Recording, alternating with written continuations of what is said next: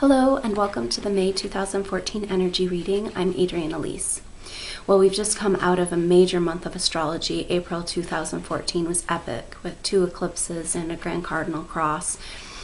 And so the planets are moving out of that grand cardinal cross, but Pluto and Uranus, the main players over this 3 to 4 years of astrology, are still in this cross, and they will stay, or in the square, and they will stay there for a while until about the end of June, still real close, and then they kind of move away from each other, and then in November they come back together because Uranus will have gone retrograde, and right after Uranus goes direct they come into another exact square for pretty much the whole month of December, and that will be the 6th square of these planets.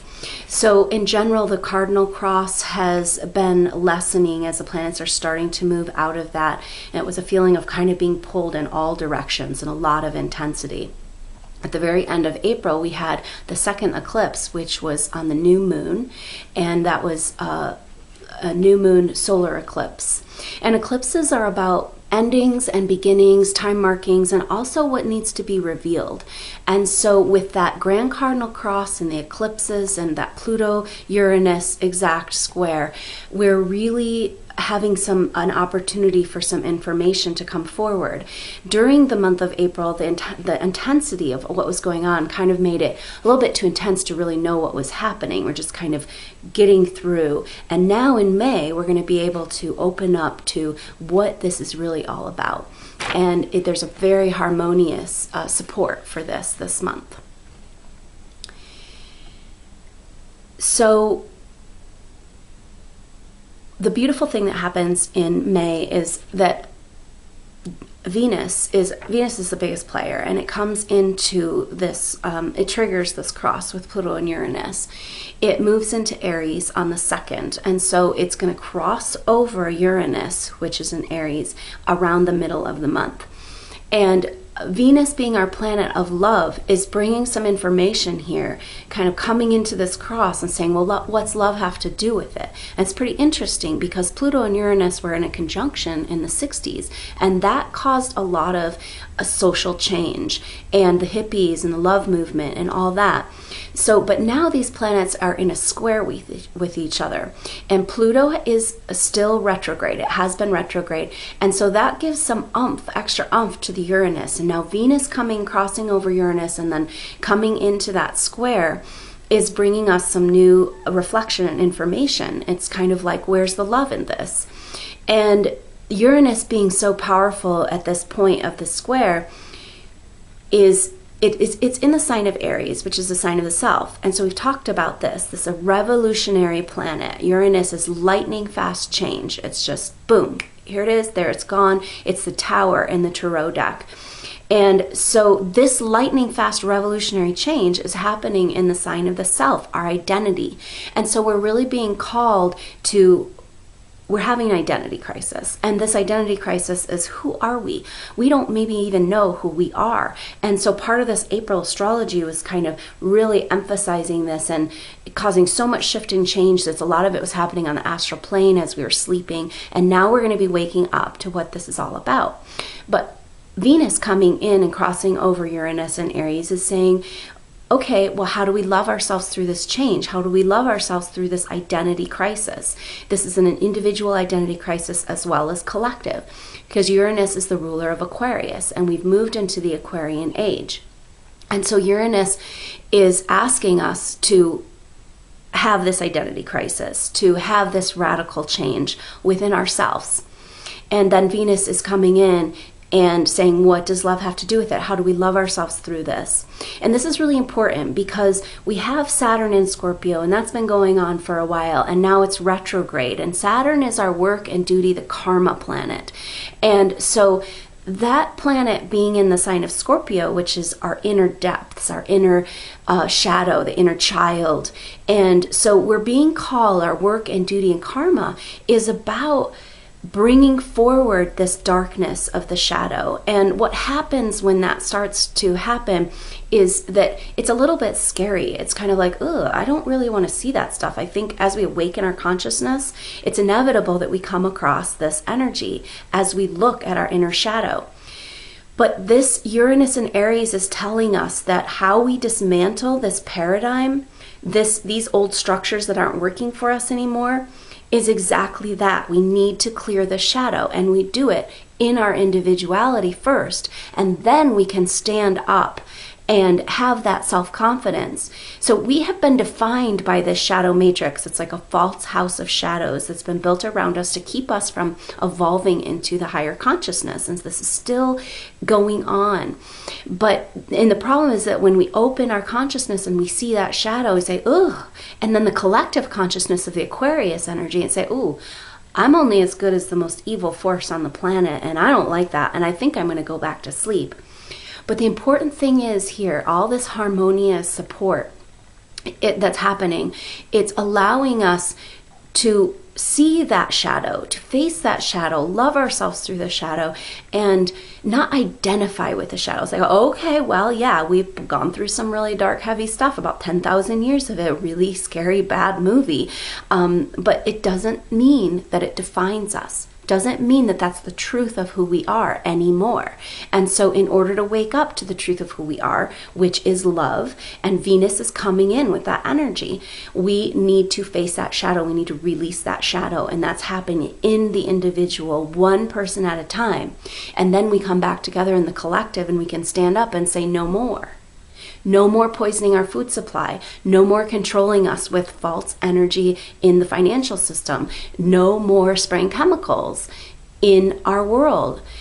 And so part of this paradigm has been supported by us believing in this fear and in the shadow and identifying with it. And so staying asleep. But now the time has come to wake up. And it's interesting because the ability to wake up comes through loving ourselves, from having compassion, from recognizing that, there's some really dark stuff in myself and on the planet, but still not the truth of who I am. We are made from love, we came from love, and we're going back to love. And so Venus is this beautiful coming into this cross, especially after all that's happened in April, that we're kind of like, whoa, what was that about? And we're waking up to it. And Venus is kind of being like, what's love have to do with it? Let's make love have more to do with it. And so that happens around the middle of the month that Venus comes in and triggers that square, crosses over Uranus and squares Pluto. And that is right around the same time as the full moon on the 14th. And it's a full moon in Scorpio. It's really interesting. Right when the full moon is full, though, the moon goes void of course, which means it's kind of energetically in between signs. And so the Scorpio energy, this fear of the shadow and our deeper inner depths and the power structures, false power structures, that energy is kind of waning in a way. Saturn's still being retrograde, but we're having a little break. We're having a little kind of breather from that energy as Saturn's retrograde. And also it's like kind of like, okay, we've been through this territory before, Saturn, Scorpio. And so it's not quite so scary. And you can like face it again, kind of take a few deep breaths and be like, okay, they want us to think this is our identity, but it's not. This is not the truth of who we are. We're not terrorists. We are not evil murderers. We are not victims anymore. And so the astrology is just incredibly supportive for this. Now, one of the other things that's been going on is that one of the players in the Grand Cardinal Cross was Mars in Libra. And Mars has been retrograde since the beginning, from the 1st of March. And it's this month that it finally goes direct on the 19th. And so that's going to be a big shift. But it's also been very harmonious. It's hard to look at this astrology and feel a victim to it. We are having so much support for this work. And that is indicative of this whole shift that we're in. So when we face this shadow, it's so important that we release the shadow and this inner muck, the stuff we don't want to look at. Because what we're doing right now on the planet, the process that we're in, is an amazing adventure. We are doing something that's never, ever been done before. And we are changing our consciousness level in a body. And so we're obviously in 3D because we see the world around us. And so the next level is 4D. Now in 4D, what happens is what you think occurs immediately. And so if you're operating out of fear, whether you know you're fearful or not, this subconscious fear, the subconscious victim, subconscious trauma and drama, that is what we're recreating over and over out of our subconscious. And so it's really time for us to say, so at the end of 2012, at the solstice of 2012, we had a marker in time, and that was the end of the Kali Yuga, the dark period of time on the planet. Up till that time, things were basically written. History was pretty much written. There was markers where we could change things, and there was all this energy around, oh, earth changes, the end of the world, we have to da da da da. And so all those predictions and all those prophecies were about waking us up to get us to change so we didn't have to go through that. So it's time for us to stop. A lot of people with that April astrology wanted to say, a lot of astrologers saying, oh man, this will be intense, there's going to be a lot of intense changes. Guess what? We didn't see it. Guess what? It's time to let these changes happen within us. And that's kind of a beautiful energy that Jupiter is playing this month, because Jupiter is in the sign of Cancer. And so Jupiter is an expansive view, a wider perspective, a heroic look at things. And that in the sign of Cancer, it's our sign of home. And so we're having this greater expansive view of what it means to be home. And so of course we're looking at the earth. And it's really beautiful, because the way we heal the earth is to release the shadow paradigm within ourselves, release the hold of fear and struggle and false matrices of lack and trauma and drama, and recognize that we are creating our reality. That's the time we're moving into. It's no longer written, it's up to us. So if you want to create more trauma and drama and catastrophe and earthquakes, go ahead and focus on it. But the time has come for us to grow up and wake up. This is the Uranus change in the sign of the self, the child. It's saying, let's go, let's come to the consciousness of who we really are, what we really are, which is basically spirit in a body. And so the time has come to write it our way. And so what you focus on, what you put your intention towards, is really, really important. Now, that's not to say you want to avoid those darker places, because they need to come up to be released. But there's just so much support. So with all of this Mars retrograde in Libra, Mars being our fighter planet, in Libra, the sign of harmony, justice, equilibrium, it's asking us to find a different kind of fight. And so instead of fighting against the old that feeds that old system, we have to start creating the new. We need our problem solvers to step up. We need creative solutions. We need to incarnate into ourselves the light of our true self, the way that nobody else can do it, our own individual expression of the divine. And the time is now, and there's amazing support for it. So that Mars retrograde in Libra has been about harmonizing that. Yes, we've been going through massive shifts and changes, and everybody can feel that, and it's not going to let up anytime soon, but it can harmonize. Can we learn through in a harmonious way? Or do we have to have catastrophe and struggle in order to learn? So this is what we're all coming up against individually and collectively, and the stars are saying, hey, let's do it the easy way. You know, there's just so much support for that. And a lot of that comes with the Venus energy of loving yourself through the process and being compassionate and forgiving yourself for all of the past regrets for lifetimes. It's all up for review, and it's time to let it all go. So on the 19th, Mars goes direct, and that's going to be some interesting energy. It's still in Libra. So we're still it's in Libra, it's not a strong placement. So it's kind of a weak energy, plus it's been retrograde. And so we're having this different kind of fight, this re-identification of the male part of ourselves. So how do we stand up for ourselves and move forward without getting into the trauma and drama, into the battle? You know, we've kind of been tricked into hating each other, tribal warfare, and it's gone on and on and on, where these powers that be have fed both sides of the war and created more war, and the time has come for that to end. Nobody on this planet really wants war, except for that few people that are in charge. And it's over. It's not going to work anymore. And so it's an exciting time, but it's also a little disconcerting, because a lot of things are going to be coming to the surface about what's really going on, and it has an unsettling feeling. But at the same time, we have such support in our astrology. So as Mars goes forward, we're going to feel some impetus towards being able to take some steps of action. And from the beginning of this year, we've had Venus retrograde, Mercury retrograde, then Mars retrograde. And so and Mars is our major planet of action. And so we're going to kind of feel like, oh, I can move forward. And what are we moving forward on? This new vision of what it means to be home, this new earth, this new possibilities. And so we're going to be able to start implementing these changes of this internal work we've been going through into our life in a practical way. And that leads me to talking about Taurus. The sun is in Taurus, and so that new moon is the sun and the moon in Taurus with that eclipse really activating this. It's a very strong earth sign. It's practical. It's about abundance, though. Taurus has no problem taking good care of itself and treating itself very nicely. And so that's beautiful energy. The Venus rules Taurus. So even though it's in Aries, the fact that the sun's in Taurus and Mercury at the very beginning of this month, it's giving Venus a lot of push and energy, especially with that Mars in Libra, because Venus rules both Taurus and Libra. And so we're coming back to love. And the Venus is exalted.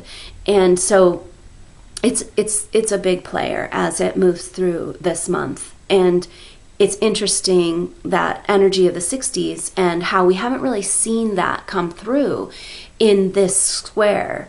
But now that we've reached the 5th one out of 7, we're kind of going to be starting to really see this Pluto-Uranus energy playing out in our life and bringing us, and this Venus triggering it is bringing us back to that truth of love and loving us through the releasing of all this shadow energy.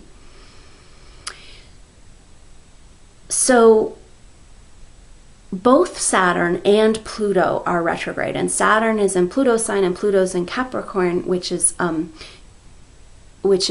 Saturn's sign. Or Pluto is in the Capricorn, the sign of Saturn, and Saturn is in Pluto's sign of Scorpio.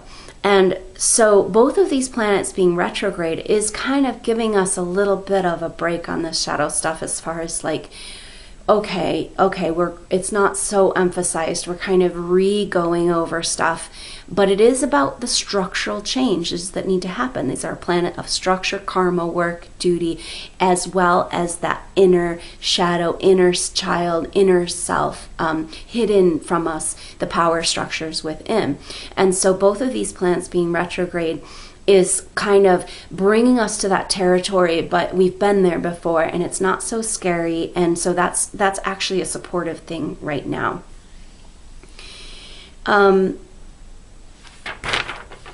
So we talked about Jupiter being a big player. Now it's come out of that. It's another one that was in the Grand Cardinal Cross, and it's moving out of that Grand Cardinal Cross. But and it's also beginning to move to new territory, because it was retrograde earlier in the year, and so now it's really moving into new territory. And this Jupiter energy is again about expanding our view of home, because it's in the sign of Cancer, expanding our view of what it means to be home, what it means to love our home and feel safe and secure. It's a whole new idea of security.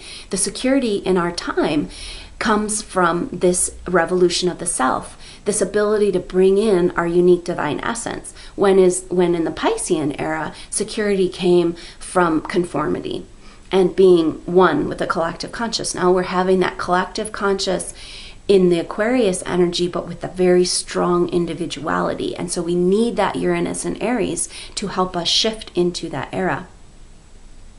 So in mid-July, there's a lot happening. So Mars, that is just going direct this month, it goes back to its original placement before its retrograde in mid-July. And it's right around the same time that Jupiter, after almost about a year and a half in Cancer, is now moving in, it will be in July, moving into Leo. And that's a very different energy. And so it's kind of like, what did we learn about this expansive view of Mother Earth and being home and the nurturing? And Then in Leo, it's an expression. It's about expression. So we're going to be starting to feel impetus and strength and support and confidence in being able to express these changes we've been going through. And what does our new world look like? What's this new earth look like? And so July, the middle of July is going to be powerful for that. And that's when Saturn goes direct as well. So we're having a lot of all together within a few days. And so this period of time from mid-May, when Venus triggers the square, into mid-July, these next couple of months is really about how do I implement these changes. And this month is about waking up to what these changes have been. We kind of all got kind of pulled out of our body in April because it was just so intense and we just couldn't quite be present with it all. And so now we're waking up to what this is really about. So between the 22nd and the 26th, Jupiter comes into a trine with Saturn, and that's our karma, work, duty planet. And it's very harmonious because the trine is a very sweet energy. And so we're taking this expansive view of our home, this nurturing, expansive nurturing energy, this impetus towards new earth, and trining it with this karma, work, duty. And that's where we're getting that information that we are healing our planet and loving our planet by releasing the shadow. We release the shadow paradigm, this false house of shadows that's been built around us, by releasing it within ourselves first, here at home. And that means not fueling on fear, not letting these lower energies own us anymore. And so the fight is right here in our own bodies as we start to take back our power and our permission for higher frequency vibrations. And no matter what they want to do to keep us energetically down, the love is stronger. And this ability to love ourselves and be like, yeah, the darkness, but no longer true for me.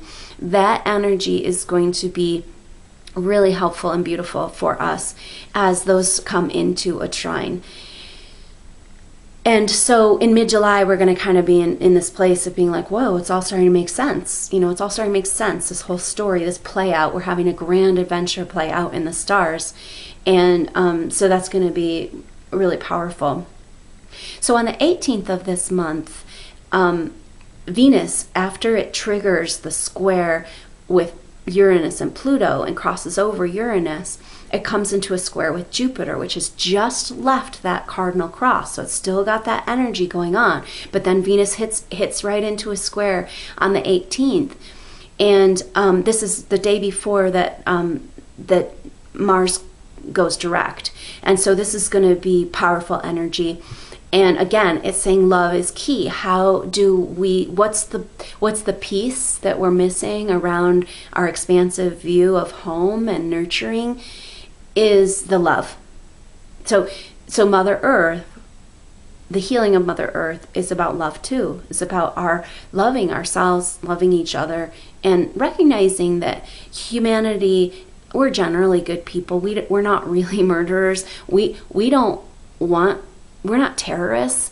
All that is a story that's been played out and instigated in the wars over and over. And so this square is, again, saying we need to love our earth and love ourselves and release the shadow. We release the shadow from the earth when we release it from ourselves. So on the 20th, right after Mars goes direct, the sun then moves into Gemini. And that's going to be a supportive shift, I think, as well, because we're waking up to what this intense astrology of April has been about and kind of coming back into ourselves, that analyze ourselves, allowing the brain to work. The Gemini is really about understanding and analyzing, seeing both sides of things. And so we're going to be moving into that energy for at the end of the month, into the Gemini energy, which will be officially kind of triggered on the new moon on the 28th.